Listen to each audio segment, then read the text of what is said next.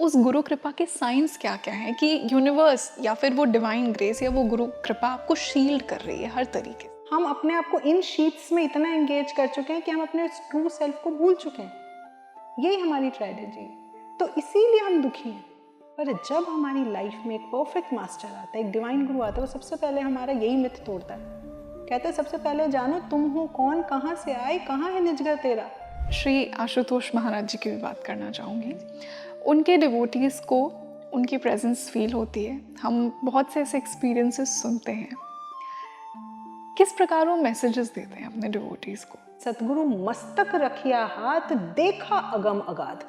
कि सदगुरु जैसे ही आपको ब्रह्म ज्ञान की दीक्षा देते हैं, देयर एंड देन आप अपने अंतर में ईश्वर का दर्शन करते हैं, ईश्वर का साक्षात्कार करते हैं। क्या गुरु की कृपा हमारा भाग्य भी बदलने में सक्षम है? साधना में एक फायर ऑफ नॉलेज है, एक ज्ञान की जिसे अग्नि कहा जाता है। इस ज्ञान की अग्नि से हमारे जितने कार्मिक संस्कार हैं वो जलकर भस्म होने लगते हैं। ज्ञान अग्नि सर्व कर्माणि भस्म सात कुरुते यथा।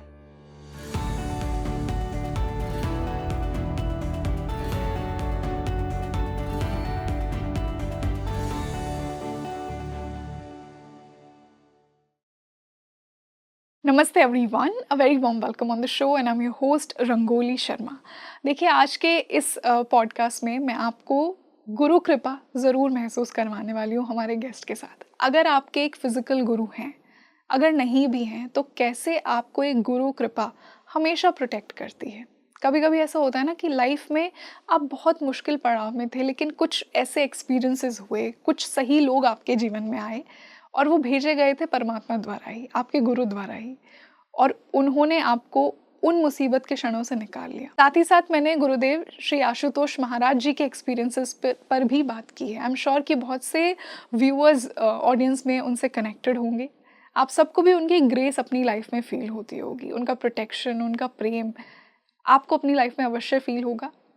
आई एम श्योर कि आज के इस पॉडकास्ट के बाद आपका उनके लिए प्रेम और बढ़ जाएगा, क्योंकि जो मेरे साथ गेस्ट जुड़ी हैं वो डॉटर डिसाइपल हैं महाराज जी की, और वो स्पिरिचुअल प्रीचर भी हैं, और आज उनके मुख से ही हमने ये सारे एक्सपीरियंसेस सुने हैं, महाराज जी की डिवाइन ग्रेस के बारे में सुना है। और अगर आपको गुरु नहीं मिले हैं लाइफ में, स्पेशली यंग व्यूअर्स के लिए मेरा ये प्रश्न है, अगर आप अपना गुरु ढूंढ रहे हैं तो कैसे ढूंढा जाए, कैसे सही गुरु आज के समय में आपको मिलेगा, आपकी क्या पात्रता होगी, इस पर मैंने बात की है। Let's welcome Sadhvi doctor Nidhi Bharti ji on speaking tree. Sadhvi ji, a very warm welcome on the show. नमस्कार। बहुत अच्छा लग रहा है आज आप मेरे साथ जुड़ी, और आज ऑडियंस को भी वो डिवाइन ग्रेस मैं आपके साथ बैठकर ज़रूर महसूस करवाना चाहूँगी। आज मैं उस डिवाइन ग्रेस, उस गुरु कृपा की बात करूँगी आपके साथ। श्री आशुतोष महाराज की भी हम बात करेंगे, और कैसे वो डिवाइन ग्रेस स्पेशली जो यंग ऑडियंस ये पॉडकास्ट देख रही है अपनी लाइफ में इन्वाइट करे। आज ये पॉडकास्ट उस पर होगा। साध्वी जी, बहुत बार जीवन में ऐसा होता है कि आप लाइफ के एक ऐसे पड़ाव पे हैं जहाँ बहुत उथल पुथल मची है आपके जीवन में, और एक अदृश्य शक्ति ने आपको बचाया। आपको पता नहीं है कहाँ से वो डिवाइन ग्रेस, वो डिवाइन हेल्प, वो सही लोग आ गए, पर आप बच गए और आप एक सही मार्ग पर चल गए। यहाँ से मेरा सवाल ये आता है कि शायद आप एक फिजिकल गुरु से कनेक्टेड नहीं हैं, शायद आपका गुरु फिजिकल बॉडी में नहीं है, फिर भी एक गुरु कृपा, चाहे आप उसे यूनिवर्स की ग्रेस कह लीजिए, वो आपको बचा रही है। तो उस गुरु कृपा के साइंस क्या क्या हैं कि यूनिवर्स या फिर वो डिवाइन ग्रेस या वो गुरु कृपा आपको शील्ड कर रही है हर तरीके से? Very true. आपको मैं बात बताऊँ रंगोली जी, आपने जो कहा ना, आज का जो सिनेरियो है, चाहे आप यूथ की बात कीजिए, चाहे आप कॉर्पोरेट्स की बात कीजिए, हर किसी के अंदर एक खालीपन है। वो इतना सब कुछ अचीव कर रहा है, उसके पास हर टाइप की फ्रीडम है, उसके पास सोर्स ऑफ एंटरटेनमेंट इतने हैं, 24/7 फ़ोन उसके हाथ में है, उसका सोशल सर्कल, उसका फ्रेंड सर्कल इतना बड़ा है, सब कुछ है। पर फिर भी लाइफ में कुछ मोमेंट्स आते हैं जब वो क्या करता है, वो फील करता है मैं काफ़ी अकेला हूँ। उसे ये नहीं समझ आता है कि मैं किससे बात करूँ। आप देखिए कि वो जिन फ्रेंड्स के बीच में, जिन कुलीग्स के साथ काम करता है, कई बार उसे उनसे भी अपनापन नहीं मिल पाता, वो उनसे अपने हार्ट की बातें नहीं शेयर कर पाता। किसी शायर ने बहुत सुंदर कहा है ना, महफिल में चल रही थी हमारे कत्ल की तैयारी, हम पहुंचे तो कहने लगे बड़ी लंबी उम्र है तुम्हारी। तो मीन्स सबका एक डबल फेसेड है और ये हम कहीं ना कहीं अंदर से जानते हैं। तो जब रियलिटी में हमारी लाइफ में कोई ट्रबल आता है, कोई दुख आता है, तो हम सोचते हैं हम कहाँ जाएं, है ना, और हम रोते हैं, हम अंदर ही बहुत दुखी होते हैं। मैं काफ़ी अकेला था, तुझे आना चाहिए था। हम कहते हैं उस ईश्वर से तुझे आना चाहिए, मैं काफ़ी अकेला फील कर रहा हूँ। और तब ऑल ऑफ अ सडन आपको लगता है जैसे किसी ने आके वो क्लाउड्स हटा दिए। बिल्कुल, वो हट गए और आपकी जो लाइफ एक डाउन ट्रेंड पे जा रही थी, डाउन हिल पे जा रही थी, एकदम से वो एस्केलेट करने लगती है। एकदम से सब कुछ अच्छा अच्छा होने लग जाता है। हमें लगता है वाओ, शायद मेरी प्रेयर्स का असर है, शायद मैंने उसे कॉल किया इसलिए हुआ।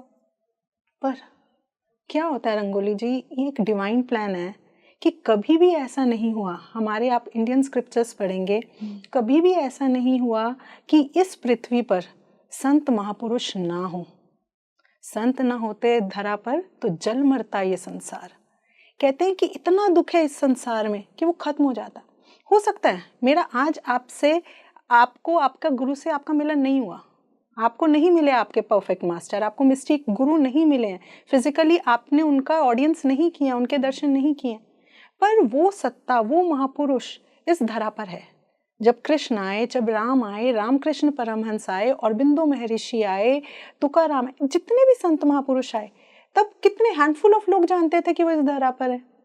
पर क्या हुआ, उनकी ग्रेस, उनकी कृपा तो सब पर थी, वो सबको अपनी डिविनिटी से देख रहे थे। तो वो क्या करते हैं, वो हर किसी को जो दुख में होता है उसे एक मौका देते हैं, उस तक अपनी डिवाइन वाइब्रेशंस पहुंचाते हैं कि मैं तुझे एक और मौका देता हूँ, you come out of this. और फिर कम आउट ऑफ करके क्या करना है, आपको आगे मूव ऑन करना है।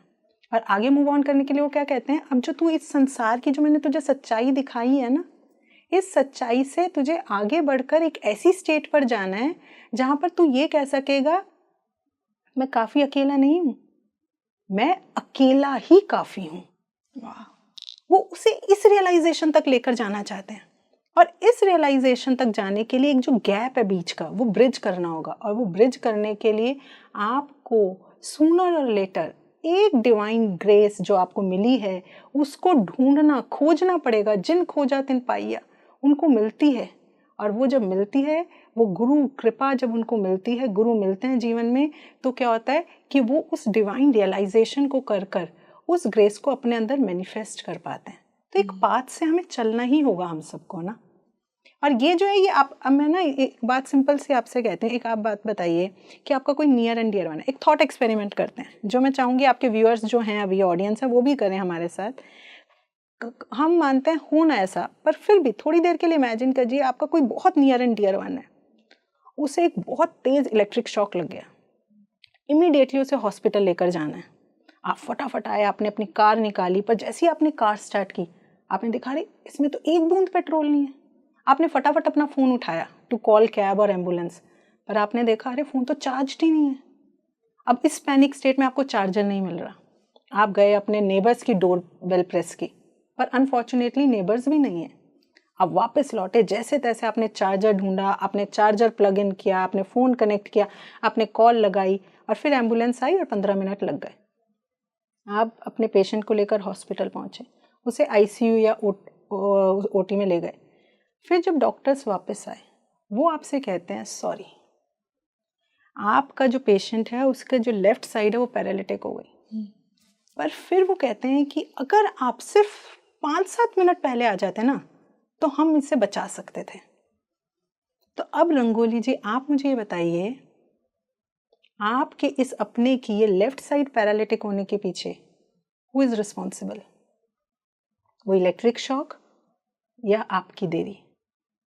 एज अ ह्यूमन आप तो खुद ही को ब्लेम करेंगे, गिल्ट में रहेंगे कि काश थोड़ा जल्दी मैं I would have made it. हम ये सोचे ना, पर यहाँ हम डेप्थ में अगर सोचें तो मैं लेट क्यों हुई? मैं चाहती नहीं थी, मैंने अपना हर एफर्ट किया, पर मैं लेट क्यों हुई? क्योंकि मेरे पास कार थी पर वो पेट्रोल नहीं था। मेरे पास फ़ोन था पर चार्ज नहीं था। तो मेरे पास साधन थे, मीन्स थे, रिसोर्सेस थे, पर मैं उन्हें यूज़ नहीं कर पाई। उसी तरीके से this is the bitter truth of life sister rangoli, कि जो हमारे प्रारब्ध कर्म है ना, वो हम पर अटैक करेंगे, इलेक्ट्रिक शॉक्स आएंगे, कभी एक्सीडेंट होगा, कभी फाइनेंशियल सेटबैक लगेगा, कभी कोई अपना near and dear one hurt होगा, कुछ भी किसी भी रूप में प्रारब्ध आएंगे। हम उन्हें नहीं रोक सकते, उस शॉक को नहीं रोक सकते, पर उनसे होने वाले हार्म्स को हम रोक सकते हैं। वो कितना हमें नुकसान पहुंचाते हैं ये हम पे डिपेंड करता है। कैसे? वही जो मैं आपको बात कर रही हूँ ना, आप कैसे वो डिवाइन ग्रेस कर इन्वाइट करते हैं। आप सबको वो साधन मिला है। वी आर ह्यूमंस, हमें ये ह्यूमन बॉडी मिली है। आप देखो क्राउन ऑफ द क्रिएशन कहा गया हमें 84 लाख स्पीशीज में। पर ये ह्यूमन बॉडी मिलने के बाद भी अगर हम स्पिरिचुअल नहीं हैं, अगर हम 24/7 बस एंजॉयमेंट में लगे हैं, मटेरियलिज्म में लगे हैं, मटेरियलिस्टिक अचीवमेंट्स में लगे हैं, अंधी भाग दौड़ कर रहे हैं, अगर हम जरा सा भी आयोटा भी अपने अंदर स्पिरिचुअलिटी नहीं ला रहे, तो हम क्या कर रहे हैं? हम अपने इस रिसोर्स को जो हमें माध्यम मिला है इसे चार्ज नहीं कर रहे, इसे यूज़ नहीं कर रहे, और इसीलिए हमें ये इलेक्ट्रिक शॉक्स, जो आपने कहा ना दुख आते हैं, ये दुख आते हैं, पर इनसे हम कैसे निकल पाएं ये हम पे डिपेंड करता है। दो कॉन्सेप्ट होते हैं ना, डिवाइन विल और फ्री विल। आपकी फ्री विल होती है, और एक क्या होता है, डिवाइन विल होती है, जिसे हम डेस्टिनी या फेट जिसके हिसाब से हम कह देते हैं। तो अब आप ये बताइए कि अब लोग तो कहते हैं कि सब कुछ फेट में, भाई मेरे हाथ में तो था ही नहीं, दुख आना है तो आना ही था, मेरे साथ बुरा होना था तो होना ही था। तो किसी ने बहुत अच्छी बात कही है, देखिए जैसे हाइट और वेट दो चीज़ें होती हैं ना, हाइट जो है वो आपके हाथ में नहीं है कंट्रोल करना, जितनी दी है उतनी ही होएगी, भाग्य हो। पर आपका वेट आपके कंट्रोल में है, कंट्रोल में आप through your diet, through your exercise you can control. ऐसी कुछ चीज़ें हैं आपके जीवन में भी जिन पर आपका कंट्रोल है। तो आप स्पिरिचुअल होकर उस डिवाइन ग्रेस को, गुरु की कृपा को अपनी ओर अट्रैक्ट कीजिए। वंडरफुल। वो कहते हैं ना, आप उस डिवाइन ग्रेस की तरफ 2 कदम बढ़ाएंगे तो 4 कदम वो आपकी तरफ आएगा। ऐसा ही सही बात है। और आपने एक बहुत सुंदर बात कही कि हमारी सोल का तो जो तत्व है वो ही, it's being spiritual, we are spiritual beings having a physical experience. Yes. और इस बात की गहराई को जितना जल्दी हम समझ सके उतना हमारी सोल जर्नी के लिए वो पर आज का यूथ क्या सोचता है, हम सिर्फ देखिए, वी हैव 5 कोशास इन आवर बॉडी। अगर हम अध्यात्म की लिंगों में बात करें तो वो क्या कहते हैं कि सबसे आउटर कोश है हमारा अन्नमय कोश, ये ग्रॉस शीथ है, जिसे हम फिजिकल सेल्फ कहते हैं, हमारी बॉडी कहते हैं, जो अन्न से बनी है। पर हमारा क्या होता है, 90% जो हमारे एफर्ट्स होते हैं वो हमारे इसी के सेंटर्ड है। हम अपने आप को ब्यूटीफाई करना चाहते हैं, हम अपने आप को फिट एंड हेल्दी रखना चाहते हैं, हम अपने आप को ये चाहते हैं कि एवरीबडी शुड एडोर मी, हमारे सारे एफर्ट्स इसी के लिए। इसको हम कंफर्ट और लग्जरीज देना चाहते हैं, एसी के बिना हमें सांस नहीं आता, हमें अच्छे से अच्छी कार चाहिए, कार में भी अब यह है कि हमें मर्सिडीज चाहिए, लैम्बोर्गिनी चाहिए, उसमें भी कॉम्पिटिशन है।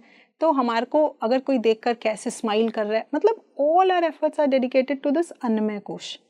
फिर उससे एक डीपर लेयर होती है प्राणमय कोश। प्राणमय कोश क्या होता है, हमारी ब्रेथ्स, हमारी जो ब्रेथ्स हैं उनके अंदर हमारे वाइटल प्राणाज हैं, जो हमारे डाइजेस्टिव सिस्टम, हमारे जितने भी अंदर ऑर्गन्स हैं उनको कंट्रोल करते हैं और उनको फंक्शन करवाते हैं। उसके अंदर है हमारा मनोमय कोश, हमारा मेंटल शीथ, मेंटल सेल्फ। उसके अंदर है हमारा इंटेलेक्चुअल शीथ, हमारा विज्ञानमय कोश। उसके अंदर है हमारा ब्लिस शीथ, आनंदमय कोश। ये 5 लेयर्स हैं। जैसे एक हो ना, हमने ये शर्ट पहनी है, साड़ी पहनी है, ये जो एक जैसे कवरिंग है, ऐसे कहते हैं 5 कवरिंग स्टडी हुई है हमारे रियल सेल्फ पे। ये जो अभी मैंने आपको 5 शीट्स कही, और उसके अंदर है हमारी सोल। ये हैं हम, वी आर रियली सोल। हम वो हायर सेल्फ हैं। पर हम क्या है, हम अपने आप को इन शीट्स में इतना एंगेज कर चुके हैं कि हम अपने ट्रू सेल्फ को भूल चुके हैं। यही हमारी ट्रेजेडी है। तो इसीलिए हम दुखी हैं। पर जब हमारी लाइफ में एक परफेक्ट मास्टर आता है, एक डिवाइन गुरु आता है, वो सबसे पहले हमारा यही मिथ तोड़ता है। कहता है सबसे पहले जानो तुम हो कौन, कहाँ से आए, कहाँ है निजगर तेरा, तुम हो कौन, who are you, know your real self, अपने आप को पहचानो। This is the point. अगर आपने गीता पढ़ी होगी, बिल्कुल कोशिश तो की है। देखिए उसका हर एक का अपना अपना तरीका होता है उसे इंटरप्रेट करने का। पर मुझे एक फेमस उसमें से अच्छा एक स्टोरी लगती है कि कृष्ण भगवान और अर्जुन हैं, ठीक है, बैटल फील्ड ऑफ कुरुक्षेत्र है। अब उसमें अर्जुन क्या है, जब क्रिटिकल मोमेंट है, बिल्कुल क्रूशियल मोमेंट है, उसमें वो क्या कहता है, वो गांडीव छोड़कर बैठ गया, हताश निराश होकर कह रहा है कि अब मैं नहीं युद्ध लड़ सकता। वो साइकोलॉजिकली शैटर हो चुका है। और ऐसे में भगवान कृष्ण क्या कहते हैं उसे, आपको पता है, एक इंग्लिश ऑथर हुए उन्होंने हमारी भगवद गीता पढ़ी, उन्हें बहुत अच्छी लगी, तो उन्होंने उसी पर एक बुक लिख दी, गीता ऑन दी ग्रीन। और फिर इस बुक पर एक मूवी बनी, legend of Bagger Vance, Hollywood की मूवी है। अगर कभी टाइम मिले तो मैं आपके व्यूअर्स से भी कहूँगी वो देखें, बिल्कुल, क्योंकि मूवी जो है ये हमारी गीता पे बनी हुई है। इसकी मूवी क्या है मैं आपको शॉर्ट में बताती हूँ। इसका प्लॉट क्या है कि इसमें एक गोल्फर है, बहुत अच्छा गोल्फ खेलता है, बेस्ट प्लेयर है, पर वर्ल्ड वॉर 1 के बाद क्या होता है, वो भी साइकोलॉजिकली शैटर हो जाता है और वो छोड़ देता है गेम खेलना और वो हेवीली ड्रिंक करना शुरू करता है। Day and night is drinking drinking drinking. अब कुछ सालों बाद उसकी कंट्री और एक और कंट्री के बीच में एक टूर्नामेंट फिक्स होता है। तो जो गोल्फ के बोर्ड मेंबर्स हैं वो अब इसके पास आते हैं और इसको कहते हैं please play for the nation. उससे रिक्वेस्ट कर रहे हैं। वो कहते क्यों? वो कहते क्योंकि हमें पता है कि अगर तुम नहीं खेलोगे तो हमारी कंट्री हार जाएगी और हमारी कंट्री के लिए जीतना बहुत ज़रूरी है। तो ये जो गोल्फर है ये कहता है यू ट्राई टू अंडरस्टैंड, मैंने बहुत सालों से नहीं खेला है और अब मैं इतना ज़्यादा ड्रिंक करता हूँ, I have lost the clarity, मुझे दिखाई नहीं देगा क्या डिसीजन लेना है, कब लेना है, मैं ले ही नहीं सकता। तो कहते हैं you don't worry. Board members कहते हैं we will provide you a caddie. Caddie जो है गोल्फ की भाषा में कोच को कहते हैं। तो कहते हैं हम तुम्हें एक ऐसा कोच देंगे जो तुम्हें गाइड करेगा क्या करना है, तुम्हें डिसीजंस नहीं लेने होंगे। तो गोल्फर कहते हैं ओके डन, डील स्ट्राइक हो जाती है। अब सिस्टर मैं आपको ये बात बताती हूँ, जो गोल्फर है ना इस मूवी का, उसका नाम क्या है? आर जुनूहू। और जो कैडी उसे प्रोवाइड किया गया है उसका नाम है बैगर वैंस। अब आपको कुछ क्लिक कर रहा है? आर जुनूहू मतलब R Junuh and Bagger Vance. R Junuh is similar to Arjun और बैगर वैंस भगवान। तो ये जो उन्होंने जो मूवी बनाई है ना हॉलीवुड की, इसमें उन्होंने सिर्फ प्लॉट हमारी गीता का नहीं लिया, जो कैरेक्टर है ना ये गोल्फर, ये इसका नाम भी अर्जुन को किया है और जो कैडी आ रहा है, गाइड आ रहा है, वो भी नाम जो है भगवान। अब क्या हो रहा है कि गेम का फाइनल डे है, फाइनल गेम चल रहा है, फाइनल बॉल देनी है और सब कुछ गोल्फर के हाथ पे डिपेंड करता है। उसको ये फाइनल स्ट्रोक खेलना है। अब वो डरा हुआ है, उसे कुछ समझ नहीं आ रहा, उसकी सेट बिल्कुल अर्जुन जैसी हो जाती है, तो युद्ध भूमि जी। अब वो क्या कर रहा है, उसको जब कुछ समझ नहीं आ रहा, उसको ये नहीं पता मुझे क्या एक्शन लेना चाहिए और सारा रिजल्ट इस मेरे स्ट्राइक पर डिपेंड करता है। तो वो भी क्या करता है जो अर्जुन ने किया था, he looks up to his caddie. Arjun ने भी तो भगवान कृष्ण से कहा मैं आपकी शरणागत हूँ, अभी मुझे आप बता दो क्या करना है जी। तो अब इस मोमेंट पे आप देखना मूवी में बहुत ब्यूटीफुली वो क्या कहता है गोल्फर को, कैडी जो है वही जो भगवान कृष्ण ने अर्जुन को कहा। कृष्ण भगवान अर्जुन को कहते हैं अर्जुन हे Partha, this is the crowning moment of your life, ये तेरे जीवन का मुकुटमणि क्षण है। तू ऐसे हार कर, हताश होकर, निराश होकर नहीं बैठ सकता। तू ये कायर अर्जुन नहीं है, तू ये डरा घबराया सहमा अर्जुन नहीं है। तो अर्जुन कहता है हु एम आई, मैं बात शुरू कर रही हूँ ना कि हु एम आई, मैं हूँ कौन फिर, अगर मैं ये नहीं हूँ तो मैं कौन हूँ केशव, मैं भूल चुका हूँ। तो वो कहते हैं अगर तुझे ये जानना है तो तू क्या कर, तू अपनी धारणाओं को, तू अपने विचारों को, तू अपने बिलीव्स को, तू अपने परसेप्शंस को, अपने मन को बीच से हटा दे। तो अर्जुन नेक्स्ट क्वेश्चन यही पूछता है कैसे, कैसे करूं केशव, मेरे हाथ में तो है नहीं। अगर मैं अब आपसे कहूं कि आप अपने मन की मत सुनो, नॉर्मल सा क्वेश्चन है भाई, मैं कैसे ना सुनूं ना मन की, I am bound by it. तो अर्जुन भी यही कहता है कैसे। तो तब भगवान कृष्ण से कहते हैं कि you just surrender to me. जो हमने बात शुरू की गुरु की ग्रेस की, कि वो गुरु को शरणागत होता है, कृष्ण को अपने गुरु रूप में धारण करता है। वो कहते हैं सर्वधर्मान परित्यज्य मामेकम शरणम व्रज, तू मेरी शरण में आ जा, अपनी धारणाओं, अपने विश्वास, अपनी धारणाओं सबको छोड़ के तू बस मेरी शरण आ जा। फिर क्या होगा, फिर कहते हैं I will show you your real self, मैं तुझे दिखाऊंगा कि तू सच में है कौन अर्जुन। और जब अर्जुन ऐसा करता है सिस्टर, तब अर्जुन देखता है with in himself that he is not this timid Arjun. ये जो सामने रिलेशंस है जिनके मुंह में वो ग्रस्त हो रहा है, ये उसके रियल रिलेशंस नहीं है। He is soul, know thy self, realise thy self, see thy self, आत्मवान भव। वो अपनी आत्मा को जानता है, अपने उस रियल सेल्फ को जानता है और तब उसमें वो एनर्जी आती है, वो करे जाता है और वो कहता है हाँ प्रभु मैं युद्ध लड़ने के लिए तैयार। तो हम भी अपनी लाइफ में अगर हीरो बनना चाहते हैं ना, सक्सेस लेना चाहते हैं, सबसे पहले हमें जानना होगा हम कौन है, और हम कौन है ये जानने के लिए हमें चाहिए गुरु। बिल्कुल, बहुत सुंदर बात कही आपने। सिंस हमने गुरु की बात की, मैं आपसे श्री आशुतोष महाराज जी की भी बात करना चाहूँगी। हाँ जी। उनके डिवोटीज़ को उनकी प्रेजेंस फील होती है, हम बहुत से ऐसे एक्सपीरियंसेस सुनते हैं। किस प्रकार वो मैसेजेस देते हैं अपने डिवोटीज़ को, कैसे वो अपनी प्रेजेंस फील करवाते हैं? हमने उनके बहुत से चमत्कार सुने हैं। Since I am sitting with somebody जो उनसे इतनी कनेक्टेड हैं, मैं आपसे ही पूछना चाहूँगी, कैसे आपको महाराज जी की प्रेजेंस अपनी लाइफ में फील होती है और वो कैसे सारे अपने जो शिष्य हैं उनको महसूस करवाते हैं कि वो हैं? देखिए, दिव्य गुरु श्री आशुतोष महाराज जी दिव्य ज्योति जागृति संस्थान के संस्थापक और संचालक हैं। और गुरु महाराज जी जो हैं, उन्होंने 1980 से अपना जो ब्रह्म ज्ञान, जिसको वो फिलॉसफी है महाराज जी की, जो ब्रह्म ज्ञान है उसका प्रचार प्रसार महाराज जी ने शुरू किया। और अब इसके प्रचार प्रसार में महाराज जी के लाखों करोड़ों फॉलोअर्स हैं ऑल ओवर द वर्ल्ड। हमारे 350 ब्रांचेस हैं अक्रॉस द ग्लोब। और सैफरन क्लैड जैसे हमारे जैसे सन्यासी प्रीचर्स जो हैं वो भी 2000-2500 से ज़्यादा हैं महाराज जी के, जो फुल टाइम प्रीचर्स हैं महाराज जी के। तो इतनी बड़ी ये दिव्य ज्योति की एक फैमिली है, दिव्य ज्योति का ये परिवार है। और जिनके पिता कह लीजिए आप, जिनके संरक्षक कह लीजिए, मार्गदर्शक कह लीजिए, सब कुछ जो है वो हमारे दिव्य गुरु श्री आशुतोष महाराज जी हैं।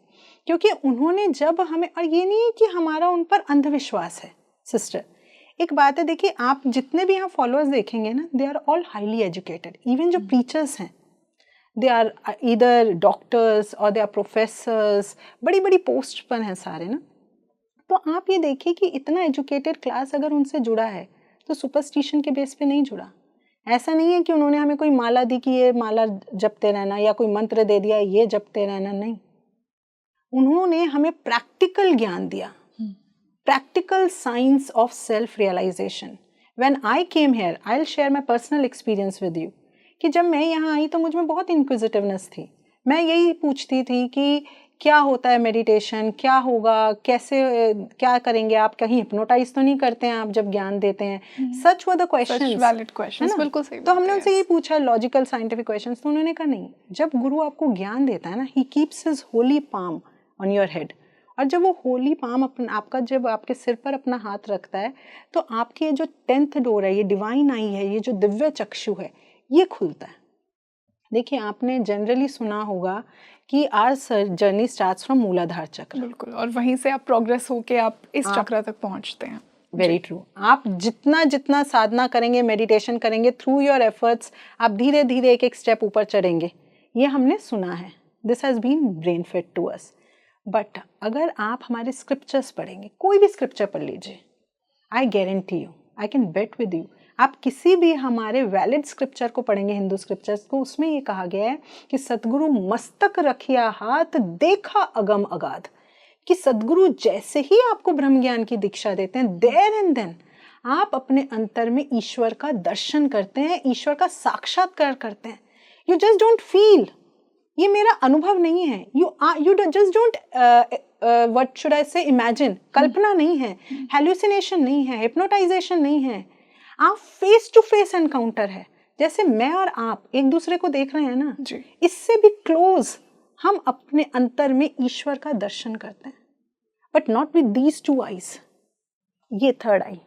और ये थर्ड आई कहाँ खुलती है? In the inner world. आप अंतर जगत में अपने ईश्वर का दर्शन करते हैं, उसका साक्षात्कार करते हैं, you come face to face. Vivekananda ji, सबने नाम सुना उनका, उन्होंने क्या कहा था? Religion is the realisation of God. अगर आप उनकी कितनी भी बुक्स पढ़ लीजिए, सब में ये कोटेशन जरूर मिलेगी, if there is God we must see him. अगर ईश्वर है तो हमें उसे देखना चाहिए। If there is soul we must perceive it. It's better to be an atheist than a hypocrite. कहते हैं आडंबरी होने से, कहने से, हाँ मैं भाई बहुत ईश्वर को मानता हूँ, मैं तो बहुत पूजा भक्ति करता हूँ, इससे तो अच्छा है कि तुम नास्तिक हो जाओ। वो कहते हैं जब एक छोटा बच्चा मंदिर जाता है ना, मुझे बहुत खुशी होती है। कहते हैं अच्छा, कहते हैं पर जब एक बूढ़ा मंदिर से आ रहा होता है ना, मुझे बहुत दुख होता है। तो किसी ने पूछा क्यों? Exactly, this is your question also. वो कहते हैं क्योंकि मुझे होता है जब एक छोटा बच्चा मंदिर गया है ना, वो क्वेश्चन करेगा कि मम्मा ऐसा क्यों है, हमने अंदर घुसते ही घंटी क्यों बजाई, हमने शिवलिंग पर ऐसा क्यों है कि एक मटका और उससे बूंद बूंद पानी टपक रहा है नीचे, और हम भी उसमें अपना एक लोटा डाल देते हैं। क्यों होता है ना, क्वेश्चन उठना चाहिए, क्यों ऐसा होता है कि आरती की एक थाल है, हमने उसी से पहले भगवान कृष्ण की आरती कर ली, फिर हमने उसी से भगवान राम की कर ली, उसी से हमने माता की कर ली, हम बार बार जोत तो नहीं बदलते हर भगवान की आरती करने से पहले? क्यों? वो कहते हैं उसके अंदर ही क्वेश्चंस उठेंगे, और जब वो क्वेश्चंस उठेंगे तो वो सही आंसर तक पहुंचेगा और स्पिरिचुअलिटी में आगे बढ़ेगा। कहते पर जब बूढ़ा निकल रहा होता है तो मुझे ये दुख होता है, इसकी पूरी उम्र बीत गई और इसने इन क्वेश्चंस का आंसर ही नहीं लिया, आज तक पूछा ही नहीं। ये तो वही बात हुई कि रंगोली जी मैं कहूँ वो चांद है और आप चांद को ना देखें, आप मेरी उंगली को पकड़ लें और सोचें ये चांद है। ये सब्जेक्टिव। इसीलिए गुरु महाराज जी जो हैं वो हमें फर्स्ट मीटिंग में ये सब समझाते हैं। वो हमसे कहते हैं कि ये जितने भी सिंबोलिज्म्स हैं बाहर, इनकी आपको डेप्थ में जाना होगा, आपको इनके सार को पकड़ना होगा। और वो सार क्या है कि ये जितनी भी आप ये देख रहे हैं कि जो हमने बाहर घंटी बजाई, this is the divine experience of inner music, कि ऐसे ही आपके अंदर भी इनर म्यूजिक है। ये जो जोत जलती है, ये जोत हमारे अंदर में है, चल रही है, जिसके लिए अर्जुन कहता है दिव्य सूर्य सहस्रस्य, हजारों सूर्य का प्रकाश मेरे अंतर में दिख रहा है मुझे। तो ये सारे अनुभव आपको होते हैं जिस वक्त आपको गुरु ज्ञान देता है। जो मैं आपको कह रही थी ना, ये जो थर्ड आई खुलती है, आप ईश्वर का साक्षात दर्शन करते हो, तो आप मुझे कहोगे कौन सा ईश्वर? क्योंकि हो सकता है आपका फेवरेट ईश्वर भगवान शिव हो सकता है किसी का भगवान कृष्ण हो, किसी को देवी माँ पसंद हो, किसी को काली माँ पसंद हो, तो हर एक का अपनी अपनी एक इमेजिनेशन है। तो आप कहेंगे कौन सा ईश्वर दिखता है? This might be a question. तो ईश्वर का जो ओरिजिनल रूप है, ज्योत स्वरूप है, आप ये देखिए प्रकाश स्वरूप है। ये तो वो जिस जिस युग में आए, जिस जिस टाइम फ्रेम में उन्होंने वैसे वैसे रूप ले लिए ना। तो इसीलिए तो मैंने अभी आपसे कहा ना कि हम भगवान राम की करें, कृष्ण की करें, किसी की भी आरती करें, हम ज्योत नहीं बदलते, क्योंकि ज्योत उन सबका रूप है, एक रूप है, अल्टीमेट लाइट, अल्टीमेट लाइट। और इसीलिए आप जितने भी स्क्रिप्चर पढ़ेंगे, जितने भी साधकों को अनुभव हुए, उन्होंने कहा कि मैंने अपने अंतर में प्रकाश देख रहा हूँ, मैं डिवाइन लाइट देख रहा हूँ। तो आपको भी अपने अंदर वो डिवाइन लाइट। तो ऐसे ये जो मैं आपको ये बता रही हूँ कि जो महाराज जी हैं, सबसे पहला एक शिष्य से जब वो कनेक्ट बनाते हैं ना, जब भी महाराज जी की शरण में कोई गया, दिव्य गुरु श्री आशुतोष महाराज जी की शरण, जिस दिन उन्होंने उसे ब्रह्म ज्ञान की दीक्षा दी, सबसे पहला एक्सपीरियंस वो उसे क्या देते हैं? उसके अंतर जगत में उसे ईश्वर का दर्शन कराते हैं। और वो किन चीज़ों में होता है? 4 फॉर्म्स में होता है कि उसे अपने अंतर में दिव्य प्रकाश दिखाई देता है। क्या क्या है वो फॉर्म्स? यही दिखा रही हूँ। फर्स्ट जो है दिव्य प्रकाश, immense light, divine light. Second जो है डिवाइन म्यूजिक, अंतर में उसे म्यूजिक सुनाई देता है, अनहद नाद। अनहद नाद, great, you have a good knowledge. तो वो अनहद नाद सुनाई देता है, डिवाइन कॉस्मिक म्यूजिक सुना। अनहद क्यों कहा गया? जो बिना हद के, जिसकी कोई हद ही नहीं है, लिमिट नहीं है, बिना बजाए निज दिन बाजे, घंटा शंख नगाड़े रे, बहरा सुन सुन मस्त होता है, तन की सुधी बिसारे ले। क्योंकि उसको सुनने के लिए कान नहीं चीज, इसलिए इवन डेफ कैन हियर। तो अंतर में वो आपको डिवाइन म्यूजिक सुनाते हैं। फिर थर्ड क्या होता है? आपके अंतर में ईश्वर का नाम प्रकट हो जाता है। आप मुझे बताइए ईश्वर का नाम क्या है? सबके लिए अलग है। जैसा आपने कहा, किसी के लिए शिव है, किसी के लिए देवी है, सबके लिए अलग है। सबके लिए अलग है। पर आप एक और क्वेश्चन मेरे मन में उठता था कि जब लैंग्वेजेस नहीं बनी थी, जैसे मैं तो चलो हम इंग्लिश हिंदी हमें आती है, फॉरेन में कहीं चाइनीज चलती है, कहीं कोरियन चलती है, कहीं अमेरिकन। तो जब अलग अलग लैंग्वेजेस हैं तो सबकी अपने अपने एक्सेंट, सबके अपने अपने। और जब ये कोई भी लैंग्वेज नहीं बनी थी, इवन संस्कृत भी नहीं बनी थी, तब क्या था भगवान का नाम? ओम जो है एक वाइब्रेशन थी, सबसे पहले एक स्पंदन था, है ना। तो फिर उससे भी पहले, ओम से पहले भी क्या था?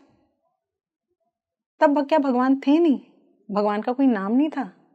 कहते हैं 52 अक्षर लोक त्रय, सब कुछ इनमें ही, ये अक्षर मिट जाएंगे, वो अक्षर इनमें नाही। कि 52 अक्षर कहे जाते हैं, 52 अक्षर कहे जाते हैं। कहते हैं पर भगवान का नाम इनमें नहीं आता। बाइबल कहती है it's an unspoken word, unwritten law. वो है वो शब्दों में नहीं आता। तो वो सृष्टि के पहले भी था, जब सृष्टि नहीं बनी थी, सृष्टि में कोई भाषा नहीं बनी थी, तब भी वो भगवान का नाम था। इसीलिए वो वर्ड्स में तो है ही नहीं। वो कहाँ है? वो हमारी श्वासों में है। It's there in our breaths. और वो ब्रेथ्स में प्रकट कर देते हैं जब गुरु आपको ज्ञान देते हैं। That is the third experience. You feel the divine name with in your breaths. क्या है वो? अगर ओम से भी हटकर हम बात करें, वही तो मैं कह रही हूँ। अब आप मुझसे पूछ रहे हैं, अब मैं ये कहती हूँ क्या साउंड है? You can't tell. हम इसे कह देते हैं ताली। ताली, हाँ। बट आप सुन रहे हैं तो इट्स डिफरेंट, है ना। हम कहते हैं बर्तन गिरा, आवाज आई टन, बट एक्चुअली इट्स डिफरेंट। तो ऐसे ही क्या होता है, ये एक साउंड है जो आप सुनते हैं, आई कांट एक्सप्रेस। अब जो हमारे स्क्रिप्चर्स हैं उन्होंने अलग अलग नाम कह दिए कि कोई कोई नाम कह देता है, पर ये क्या होता है, ये आपका पर्सनल एक्सपीरियंस है। जब आप गुरु को ज्ञान देते हैं तो मैंने जैसे कहा ना, म्यूजिक आप सुनेंगे अंदर तो आप कहेंगे वो कैसा सा म्यूजिक होता है, दैट इज योर एक्सपीरियंस। आप मुझसे पूछें कि जलेबी का मीठा कैसा होता है और रसगुल्ले का मीठा कैसा होता है, I can't describe, I will fall short of words. आपको मैं कहूंगी लो जलेबी भी चख के देख लो, रसगुल्ला भी चख के देख लो, बट मीठा सब में है।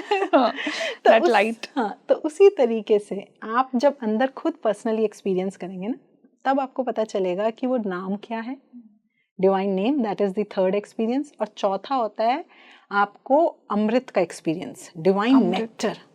वाओ। कबीर जी, मुझे कबीर जी की बहुत अच्छी लगती हैं वानियाँ, बिकॉज ही वॉज वेरी बिंदास फकीर टाइप्स। तो वो क्या कहते थे, गगन मंडल अमृत का कुआं जहाँ ब्रह्म का वासा, सगुरा होए सो भर भर पीवे निगुरा मरत प्यासा। ये जो गगन मंडल है, इसको कहा गया गगन मंडल।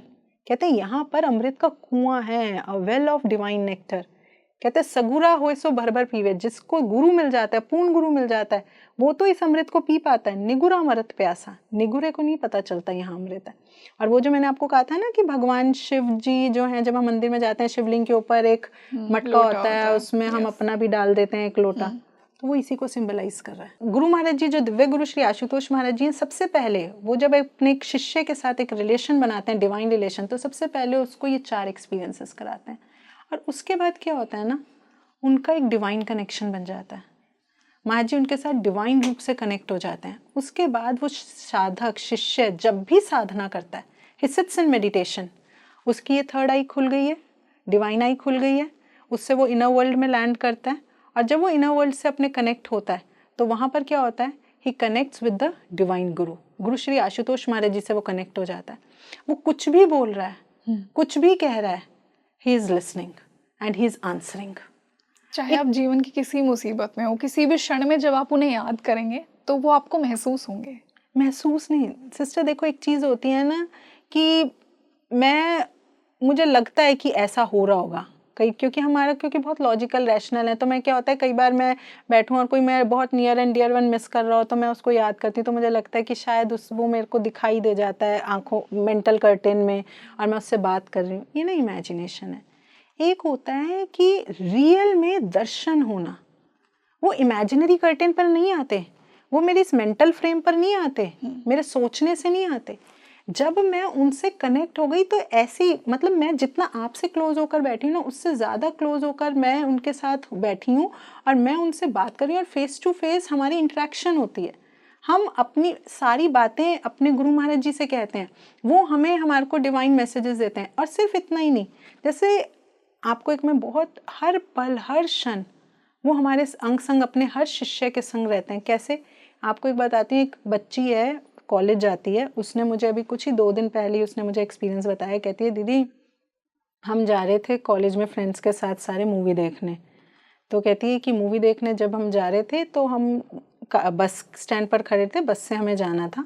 तो कहती है हमारा पूरा ग्रुप चढ़ा था, तो मैं लास्ट में थी, सारी मेरी फ्रेंड्स चढ़ गई। मैं जैसे ही चढ़ने लगी तो मुझे एक पुल लगा और मेरे को जैसे किसी ने धक्का मार के चढ़ने नहीं दिया। कहती है तो इतनी देर में बस चली गई और मैं रह गई। कहती है मैंने अपनी फ्रेंड्स को फ़ोन किया तो मेरी फ्रेंड्स ने कहा तू कैब पकड़ के वहाँ पहुँच जा। तो मैंने कहा मैं नहीं आ रही, अब तुम जाओ, मेरा मूड ऑफ हो गया, मैं नहीं आ रही, मैं वापस घर जा रही हूँ, तुम लोग देख लो। कहती है तो दीदी मैं अभी मुड़ी हूँ और मैंने कैब के लिए अभी बुक ही किया, कैब आई भी नहीं थी। कहती है दीदी थोड़ी देर बाद मुझे फ़ोन आया और उस लोगों ने कहा अच्छा हुआ तू नहीं आई, क्योंकि इस बस का जो है एक्सीडेंट हो गया और उनमें से 2 फ्रेंड्स जो है उनको थोड़ी माइनर इंजरीज आई। तो फिर उसके बाद वो आके मुझे ये बात बता रही है कि दीदी देखो उस बस के साथ मिसहैप होना था, पर महाराज जी कैसे हैं, गुरु महाराज जी कैसे हैं, उन्होंने मुझे उस बस में चढ़ने ही नहीं दिया। और मुझे ये लग रहा है कि मैं क्यों नहीं चढ़ पाई, मेरा छूट गया, मेरे को समझ नहीं आ रहा ये डिवाइन प्ले क्या हो रहा है। कई बार हम बहुत क्वेश्चन करते हैं ना कि भगवान मैं क्यों, और हमें पता नहीं होता कि हमें एक बहुत बड़ी मुसीबत से बचाया जा रहा है। तो वो ऐसी डिवाइन इंटरवेंशंस होती हैं बीच बीच में, वो हमेशा आपको हर खतरे से, हर चीज़ से पहले रोक लेते हैं, आपको बचा लेते हैं। वो कहते हैं ना जब गुरु आपके जीवन में होता है तो अगर आपको सूली भी लगनी है तो वो शूल जितनी हो जाती है, कांटे जितनी हो जाती है। गुरु सब कुछ अपने अंडर ले लेते हैं, अपने हाथों में ले लेते हैं और आपको एक फ्री फ्लो लाइफ देते हैं। बस आपको क्या करना है, आपको समर्पण करना है, आपको फेथ रखना है, लाइफ बहुत इजी गोइंग हो जाती है। निधि जी, मैंने बहुत से शिष्यों से ये एक्सपीरियंसेस भी सुने हैं कि वो जीवन की बहुत बड़ी मुसीबत में थे, चाहे वो इमोशनली हो, चाहे वो रिश्तों में हो, चाहे वो हेल्थ की प्रॉब्लम हो। वहाँ भी जब उन्होंने महाराज जी से प्रे किया तो वहाँ से भी उन्हें निकाल लिया गया। कुछ ऐसे लोग उनकी लाइफ में आ गए, वो डिवाइन ग्रेस उन्हें फॉलो करने लग गई कि सब कुछ सेटल हो गया। देखिए वही वाली बात है ना कि मैंने आपसे कहा था कि ईश्वर जो है वो जज की तरह बैठा होता है। वो तो आपने अच्छे कर्म किए हैं तो आपको अच्छा फल देगा, आपने बुरे कर्म किए हैं तो आपको बुरे फल देगा। वो किसी के साथ ना पार्शियलिटी करता है, ना किसी का फेवर करता है, ना किसी के अगेंस्ट जाता है। पर अगर आपने जैसा किया है आपके साथ वैसा ही करेगा। पर जो गुरु होता है, जब वही ईश्वर गुरु बनकर इस धरा पर आता है तो क्या होता है कि वो माँ से भी कोमल हृदय लेकर आता है। वो जानता है कि इससे कर्म हो गया, बच्चा है, गलती हो गई इससे, पर अगर अब ये सुधरना चाहता है, ये अगर अपने आप को बदलना चाहता है तो इसे एक चांस दिया जाए। तो वो क्या करते हैं कि जब आपके कर्म आप पर हावी होने लगते हैं, देखिए प्रारब्ध क्या है, किसी ने बहुत सुंदर एग्जाम्पल से समझाया है कि जैसे फैन चल रहा है, ठीक है, मैं आपको कहूँ कि फैन ऑफ कर दो, तो जब आप उसको स्विच ऑफ कर देंगे पर वो थोड़ी देर तो मोमेंटम में रहेगा। तो अब वो जो मोमेंटम में रह रहा है वो है प्रारब्ध कर्म। आप एकदम से उसे स्टॉप नहीं कर सकते। तो वो मोमेंटम में आ चुके हैं जब हमें बर्थ मिला है ना, तो अब जब वो मोमेंटम में आ चुके होते हैं तो अब गुरु देख रहे हैं कि अरे ये मोमेंटम में है और ये इसको हानि पहुंचाने वाले हैं, ये जो प्रारब्ध कर्म है ये इसे नुकसान पहुंचा सकते हैं। पर वो क्या करते हैं, गुरु वहाँ शील्ड बनकर उन कर्मों के आगे आकर खड़े हो जाते हैं। वो सारी चीज़ें अपने ऊपर ले लेते हैं और अपने बच्चे को पीछे सुरक्षित रखते हैं। जैसे सपोज यहाँ से ब्लैक बॉल्स हिट कर रही हैं मुझे बहुत स्ट्रांगली ना, और यहाँ पर ये गुरु ब्लैक बॉल्स हैं जो हमें हिट कर रही हैं, हमारा कर्म है, ये जो है शिष्य है। तो अब ब्लैक बॉल्स इसको हिट करेंगी तो वो क्या करते हैं, इन दोनों के बीच में आकर शील्ड बनकर यहाँ खड़े हो जाते हैं और वो सब कुछ खुद फेस कर रहे हैं और अपने बच्चे तक कुछ नहीं पहुँचने दे रहे, वो उसे प्रोटेक्ट कर रहे हैं क्योंकि उनके पास वो डिवाइन एनर्जी है, उनके पास वो डिविनिटी है। वो अपनी दिव्यता से उन सारे कर्मों को एब्जॉर्ब कर लेते हैं। पर ये भी एक कंडीशन होती है। महाराज जी यही कहते हैं कि देखिए अगर गुरु अगर ऐसे करे कि सबको कहे कि चलो जी मैं तुम्हारे कर्म को ले लूँगा, तो क्या होगा, इससे तो लोग डर ही खत्म हो जाएगा। हर कोई बुरा करने लगेगा, कहेगा जी मेरे ने तो गुरु बना लिया, बस अब तो बिंदास गुरु मुझे बचाएंगे बचाएंगे जी, आग में हाथ दे दो, नहीं जलेगा, कूद जाता। ये नहीं होता सिस्टर। बात सिंपल हमें ये समझनी होगी कि जो गुरु है वो आपको एक चांस दे रहा है आपको सुधरने का। अगर मेरे अंदर कोई, देखो अब गवर्नमेंट भी तो ऐसे करती है, प्रिजन्स में भेज देती है कैदियों को जिन्होंने गलत काम किया, पर अगर उनका गुड कंडक्ट देखती है तो जो उनकी टर्म होती है प्रिजन की वो कम कर देती है। उसी तरीके से जो गुरु है वो क्या करता है, वो देखता है कि बच्चा जो अगर सुधरना चाहता है तो वो उसको मौका देता है, चांस देता है। सतगुरु ढाक लिया मोरे पापी पर्दा, गुरुवाणी में आता है कि सदगुरु ढक देता है हमारे पापी कर्मों को। और वो जब वो एफर्ट्स देखता है, क्योंकि कृपा जो है दो शब्दों से बनी है, कर और पा। अगर आप इसको कृपा को कहें कि कृपा, और ये जी कृपा कब होती है, कर और पा। मतलब जब आपने एफर्ट्स किए तभी आपको ग्रेस मिल रही है। अगर आप एफर्ट्स नहीं करोगे तो फिर ग्रेस नहीं होगी आप पर। तभी कहते हैं where efforts fail there grace prevails, कि जब आप थक हार जाते हो, आपने पूरे एफर्ट कर लिए, तब गुरु कहते हैं कि अब तेरे बस का नहीं, अब मैं करता हूँ। पर आप ये सोचो कि नहीं जी सब कुछ ही वो कर देगा, ऐसे वो आपको लेजी नहीं बनाते हैं, है ना। निधि जी, आपने एक बहुत इंपॉर्टेंट बात की, और सिंस हम कर्म की बात कर रहे हैं, हम सबका एक संचित कर्म है। हमने जितने जन्मों में जो भी कर्म किए वो अक्यूमुलेटेड है, उसका जो पोर्शन हम इस जीवन में भोग रहे हैं वो हमारा प्रारब्ध है, और उसी से हमारा भाग्य भी बनता है। क्या गुरु की कृपा हमारा भाग्य भी बदलने में सक्षम है? क्या गुरु हमारा भाग्य बदलते हैं? और ये सिर्फ मैं महाराज जी के संदर्भ में नहीं पूछ रही हूँ, आप किसी को भी अपना गुरु मानते हैं, क्या वो गुरु आपका भाग्य बदलता है, आपके बुरे कर्मों से आपको बचाता है, पूर्व जन्मों के? देखिए बहुत ही पोटेंशियल क्वेश्चन है और बहुत से लोगों के माइंड में उठता है, क्योंकि जनरली ये कहा जाता है कि प्रारब्ध कर्म जो हैं जो आपको मिल चुके हैं वो नहीं कटते, ये जनरली एक नोशन है कि वो कर्म तो भोगना ही वो तो आपको कर्म भोगना पड़ेगा जो आप लिखवा कर ले आए ना। कर्म ना कटिए सखी जो लिखिया करतार, कि जो करतार ने लिख दिया वो कट नहीं सकता। पर आप देखें जहाँ गुरु आ जाता है ना, तो वहाँ कुछ भी असंभव नहीं रहता, वो कुछ भी कर सकता है। उनके अंदर इतनी पावर है कि वो कुछ भी कर सकते हैं। मैं आपको इसके लिए इसलिए ये बात कह रही हूँ कि आप हिस्ट्री में भी बहुत से एग्जाम्पल्स देखेंगे कि जहाँ किसी के साथ बहुत कुछ बुरा होना था पर वो नहीं हुआ। एक सिख लिटरेचर की एक कथा आती है कि एक जो शिष्य है वो रात को सोया, उसे स्वप्न में आ रहा है कि उसके स्वप्न में ऐसा ऐसा हो रहा है, और फिर वो अगली मॉर्निंग उठता है और वो अपने गुरु से कहता है कि गुरुदेव मुझे तो स्वप्न में ऐसा ऐसा दिखाई दे रहा है, बहुत नाइटमेयर्स आ रहे हैं, ऐसा ड्रीम दिख रहा है। तो गुरु कहते हैं कि तेरा वो मैंने जो होना था वो स्वप्न में काट दिया, क्योंकि वो ड्रीम्स पर भी हमारे उनका वो है आधिपत्य है, वो हमारे सटल सबकॉन्शियस माइंड पर भी रूल करते हैं, वहां जाकर भी हमारे कर्म काट सकते हैं। फिर वो क्या करते हैं, वो कुछ अपने ऊपर ले लेते हैं। वो कहते हैं ना कि गुरु की कृपा जो होती है वो ऐसी होती है कि अपने शिष्य को सिर्फ उतना देती है जितना वो सह सकता है, बाकी वो अपने ऊपर लेकर काट लेती है, अपने ऊपर लेकर भोग लेती है। थर्ड, वो क्या करते हैं कि वो जो हमारा जो कार्मिक लॉट है, जो हमारा प्रारब्ध का लॉट है, उसको ज्ञान अग्नि से जब हम साधना करते हैं, महाराज जी ने हमें बहुत बार ये बात बताई कि जब हम साधना करते हैं तो क्या होता है, साधना में एक फायर ऑफ नॉलेज है, एक ज्ञान की जिसे अग्नि कहा जाता है। इस ज्ञान की अग्नि से हमारे जितने कार्मिक संस्कार हैं वो जलकर भस्म होने लगते हैं। ज्ञान अग्नि सर्व कर्माणि भस्म सात कुरुते यथा, कृष्ण भगवान का उद्घोष है। वो कहते हैं ज्ञान की अग्नि ऐसी है जो सारे कर्मों को भस्म कर देती है। अगर देखो ऐसा होता कि कोई बदल ही नहीं सकता था तो अंगुलीमाल है, उसने तो इतने पाप किए हैं। अजामिल है, उसके तो प्रारब्ध में लिखवा के लेके आए, गणिका वैश्य लिखवा कर लेकर आई है कि उनका तो यही फ्यूचर है, यही उनका लाइफस्टाइल है, यही सब होना चाहिए।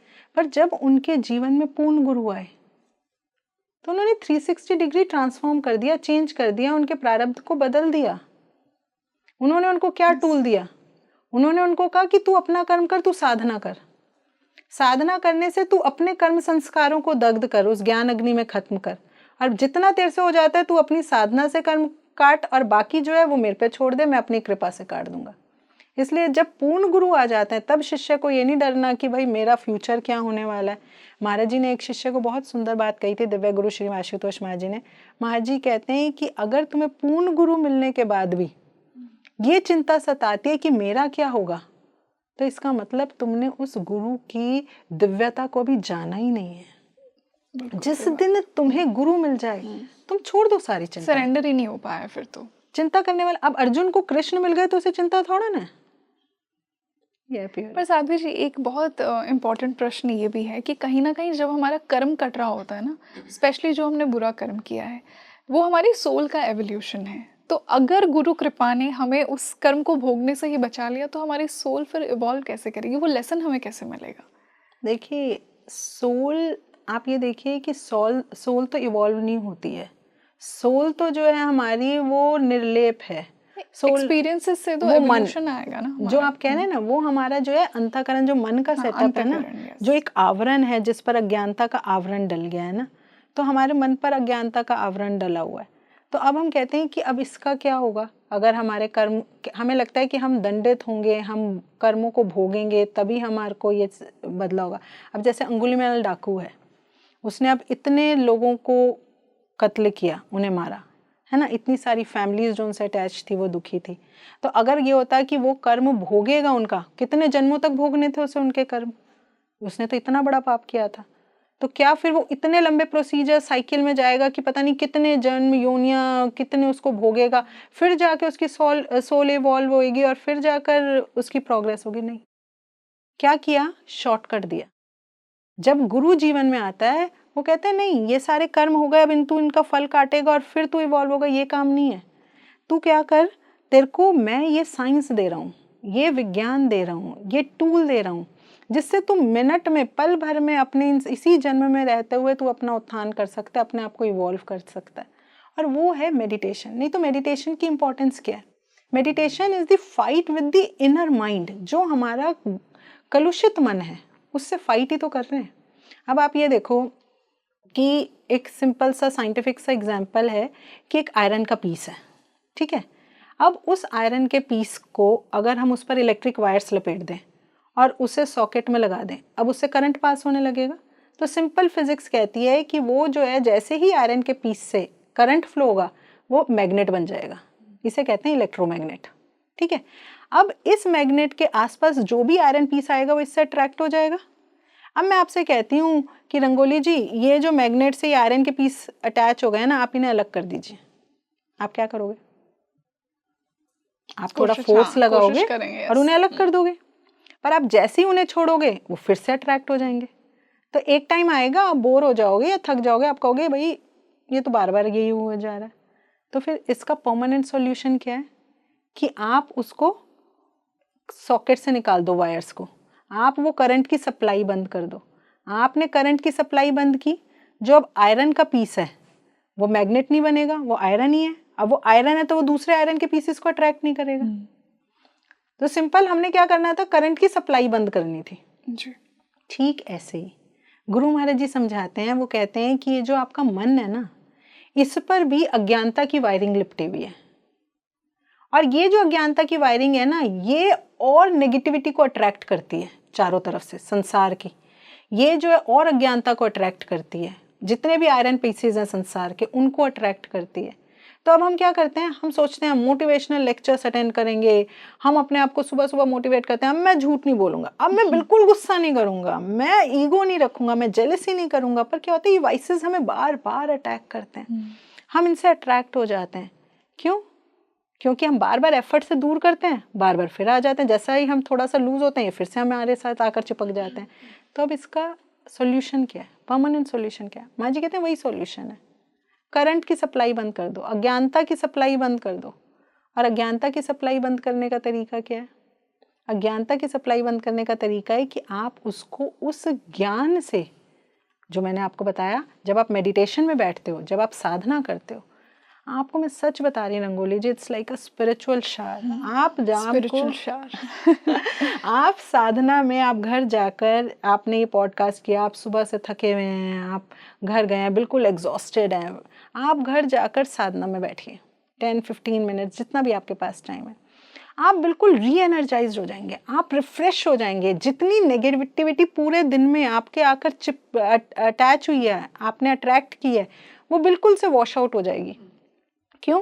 क्योंकि आपने अपने मन को उस अज्ञानता के सोर्स से हटाकर डिवाइन सोर्स से कनेक्ट कर दिया, आपने ईश्वर से कनेक्ट कर दिया, आपने उस स्पिरिचुअल पावर हब से कनेक्ट कर दिया। तो यही एक साइंस है, और यही साइंस जो है गुरु जब जीवन में आते हैं वो सबको देते हैं। अंगुलीमाल आए, उनको यही साइंस दी, और इससे क्या होता है, हम इवॉल्व हो जाते हैं। तो ये शॉर्टकट है। साध्वी जी, इस बेहतरीन डिस्कशन को अंत करते हुए एक बहुत ही इंपॉर्टेंट सवाल मैं पूछना चाहूँगी, स्पेशली यंग ऑडियंस के लिए, यूथ के लिए ये सवाल है। एक हम स्पिरिचुअल एक्सपेंशन दुनिया में देख रहे हैं, हम स्पिरिचुअलिटी की तरफ जा रहे हैं, और यूथ तो आपको बहुत ज़्यादा दिखेगा कि एस्ट्रोलॉजी में बिलीव कर रहा है, वो स्पिरिचुअल प्रैक्टिसेस करना चाह रहा है, मेडिटेशन कर रहा है। गुरु तत्व जो है उसकी तरफ भी लोग बहुत आकर्षित हो रहे हैं, बट बहुत से व्यूअर्स का, बहुत से जो यंग ऑडियंस है उनका ये सवाल होता है स्पेशली, और सिर्फ यंग ऑडियंस नहीं, आप जीवन के किसी भी पड़ाव में हो, कि मेरा राइट गुरु कौन है, कहाँ वो मुझे मिलेगा। और सिंस हमारे पास इतने सारे ऑप्शंस हैं, आपको ये भी नहीं पता कि ये एनर्जी आपके लिए सही है या नहीं, ये गुरु आपके लिए सही है या नहीं, तो मुझे मेरा राइट गुरु कैसे मिले? ये मैं सभी के लिए पूछना चाहूँगी, बट स्पेशली यूथ के लिए ज़रूर मेरा सवाल है कि उन्हें अपना राइट गुरु कैसे मिले, कहाँ ढूंढा जाए, और अपने अंदर क्या पात्रता लेकर आए आप कि आप उस राइट गुरु तक पहुँच सकें। बहुत बहुत आपने रेलिवेंट क्वेश्चन पूछा Rangoli ji, I was waiting for this question, और ये हमारे ऑडियंस को बहुत हेल्प करेगा। देखिए, हर किसी को ना एक डर भी लगता है, क्योंकि market is full of gurus, और इसमें ऐसा तो नहीं है कि सब सही ही हैं, काफ़ी फ्रॉड भी हैं। तो हमें यही लगता है कहीं हम चीट ना हो जाएं, कहीं हमारी श्रद्धा लुट ना जाए, कहीं हमें सेटबैक ना लगे। तो हमें लगता है कि इट्स बेटर कि चलो जी हम अपने तरीके से अपनी मेडिटेशन कर लेते हैं, क्यों इस फंस में पड़े। बट आप ये देखो ना सिस्टर, कि हम इस डर से कि हम गलत उसमें ना पड़ जाएं, तो हम हर चीज़ सीखना तो नहीं छोड़ सकते, हम और भी तो फील्ड्स में जाते हैं और हर जगह ही फेक तो है ही प्लेजर। और कहीं ना कहीं ये फियर हमें बहुत लिमिट भी करता है हमारे खुद के एक्सपेंशन की तरफ। हाँ जी। तो देखिए इसका सिर्फ तरीका ये है कि आपको अपने स्क्रिप्चर्स को, जो हमारे हिंदू स्क्रिप्चर्स हैं, चाहे आप कोई भी स्क्रिप्चर ले लीजिए, उनमें हमें ये दिया गया है कि आपका परफेक्ट गुरु कौन है। हम अपनी पर्सनल चॉइस नहीं, मैं ये नहीं कि जी जिसके लंबे बाल होंगे जी मैं उसको गुरु बना लूँगा, या जिसके बहुत अच्छे डैशिंग सैफरन अच्छे से क्लोथ्स पहनता है, जो बहुत अपीलिंग है, चार्मिंग है, मैं उसे गुरु बना लूँगा, या जिसकी वॉइस बहुत अच्छी है, या जो बहुत अच्छी ओरेटरी स्किल्स हैं उसको बना लूँगा, या जिसकी इंग्लिश बहुत अच्छी है उसको बना लूँगा, जो बहुत फ्लावरी लैंग्वेज में बोलता है उसको बना। ये मैं अपने हिसाब से नहीं डिसाइड कर सकती, हमें फॉलो करना पड़ेगा जो हमारे स्क्रिप्चर्स में लिखा है। और हमारे स्क्रिप्चर्स में बहुत ही क्लियर डेफिनेशन दी गई है कि एक परफेक्ट गुरु कौन है। आप ये देखिए, परफेक्ट गुरु की सिर्फ और सिर्फ एक डेफिनेशन है, जो आपको आपके अंतस में, आपके अंदर ईश्वर का साक्षात दर्शन करा दे, डायरेक्ट रियलाइजेशन ऑफ गॉड। और eight the time of initiation, ज्ञान दीक्षा देते समय, बाद का प्रोसेस नहीं है कि आज दे दिया अब तू 30 साल करता रहे प्रैक्टिस, तुझे कभी दिख जाएगा। नो, जिस दिन वो आपको ब्रह्म ज्ञान में दीक्षा दे, उसी समय आपके जब सिर पर हाथ रखे आपसे पूछे क्या तुझे ईश्वर दिखाई दे रहा है। आप ये देखिए Vivekananda, he went to 50 gurus, more than 50 gurus, आप उनकी बायोग्राफीज में पढ़िएगा, और हर किसी से वो पूछते थे can you show me God, can you show मी, क्योंकि उन्होंने इतने स्क्रिप्चर्स पढ़े थे और उन्हें पता था कि गुरु की डेफिनेशन वही है कि जो ईश्वर को दिखा दे।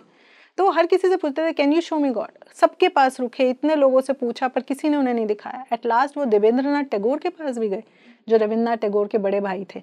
रात का अंधेरा था, वो बीच में शिप में थे, तो वो तैरते, उनसे सुबह का भी इंतजार नहीं हुआ, किसी ने उन्हें कहा कि देवेंद्रनाथ टैगोर हो सकता है तुम्हारा ये आंसर सॉल्व कर दे।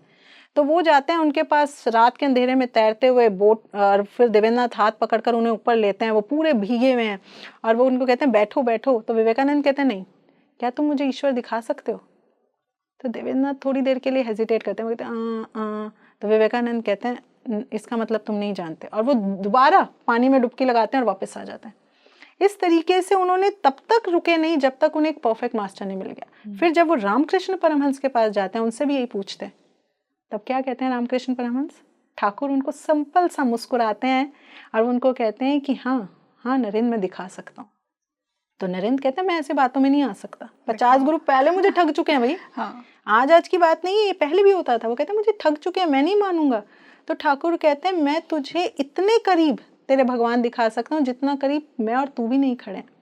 तो वो नरेंद्र कहते हैं दिखाओ फिर, और तब फिर वो खुद अपने उसमें लिखते हैं कि तब रामकृष्ण परमहंस ने उन्हें उनके अंतर में ईश्वर का दर्शन कराया, and then that was the moment. वो कहते हैं he is my master, he is the perfect mystic. और फिर वो दिन हो गया, उसके बाद उन्होंने there was no turning back, उन्होंने फिर गुरु नहीं बदला क्योंकि उन्हें परफेक्ट मास्टर मिल गया। तो सिस्टर वही एक क्राइटेरिया है कि आप भी आज भी ये वैलिड है।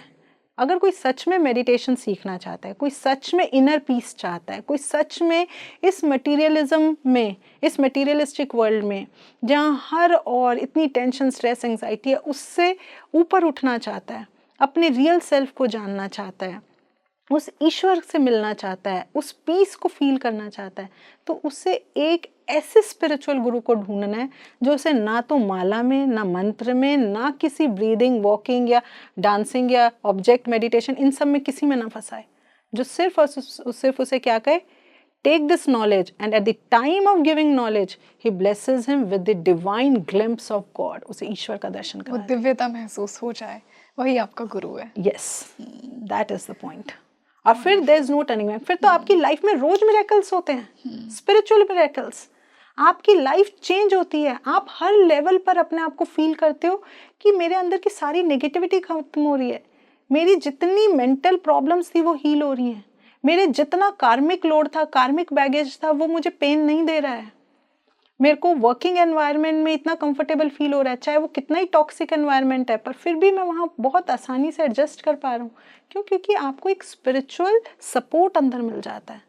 तो इसीलिए मैं सभी आपके व्यूअर्स से ये कहना चाहूँगी, if they are really interested in spirituality, तो जैसे हमारे दिव्य गुरुदेव श्री आशुतोष महाराज जी ने आज लाखों करोड़ों लोगों को ईश्वर का दर्शन कराया, and they are doing this meditation now at their homes, and they are having that darshan of divinity within themselves. जब भी ये नहीं उस वक्त जिस दिन दिया तब करवा लिया, अब जब भी मैं साधना में बैठती हूँ तब भी मुझे वही डिविनिटी फील होती है। तो they all can have it if they move ahead. And I wish for all my viewers, सिर्फ यूथ नहीं, जो भी ये पॉडकास्ट देख रहा है, कि आपको वो डिवाइन ग्रेस अवश्य महसूस हो और आपको अपना गुरु ज़रूर मिले। Thank you so much for this wonderful discussion. आज आपने ये समय हमारे साथ व्यतीत किया और हमें उस दिव्य अनुभव का आभास करवाया। बहुत अच्छा लगा आपसे मिलके और बहुत अच्छा लगा आज ये ज्ञान लेकर, और आई एम श्योर कि आज का ये पॉडकास्ट सभी व्यूअर्स को बहुत ज़्यादा हेल्प करेगा उन्हें डिवाइन ग्रेस प्राप्त करने में। Thank you so much again. Thank you ji. तो आप मुझे कमेंट सेक्शन में बताइए आपको आज का ये डिस्कशन कैसा लगा। क्या आपकी लाइफ में एक फ़िज़िकल गुरु हैं? अगर फिज़िकल गुरु नहीं है, अगर वो शरीर छोड़ चुके हैं, फिर भी उनकी डिवाइन ब्लेसिंग्स, उनकी डिवाइन ग्रेस आपको प्रोटेक्ट करती है, आपको वो प्रेम महसूस करवाती है, वो दिव्य अनुभव अभी भी आपको होते हैं। अगर आपके ऐसे कुछ मिस्टिकल एक्सपीरियंसेस हैं अपने गुरु के साथ, अपनी गुरु कृपा के साथ, तो मुझे कमेंट सेक्शन में ज़रूर लिखिए आपको अपने गुरु कब मिले। आने वाले डिस्कशन में मैं साध्वी जी के साथ ऐसे और कौन से टॉपिक्स पर बात करूं, या फिर आप महाराज जी के बारे में ऐसे और कौन से अनुभव सुनना चाहेंगे, वो मुझे कमेंट सेक्शन में बताइए। अगर आप श्री आशुतोष महाराज जी के साथ जुड़े हैं तो भी मुझे कमेंट सेक्शन में लिखिए कि उनकी गाइडेंस, उनका प्रेम आपको कैसे फील होता है, उनका प्रोटेक्शन कैसे फील होता है। Do share your experiences with me. मैं आपके लिए ऐसे ही इंसाइटफुल डिस्कशंस लेकर आती रहूँगी स्पीकिंग ट्री पर। This is your host rangoli Sharma. I will see you in another podcast. नमस्ते।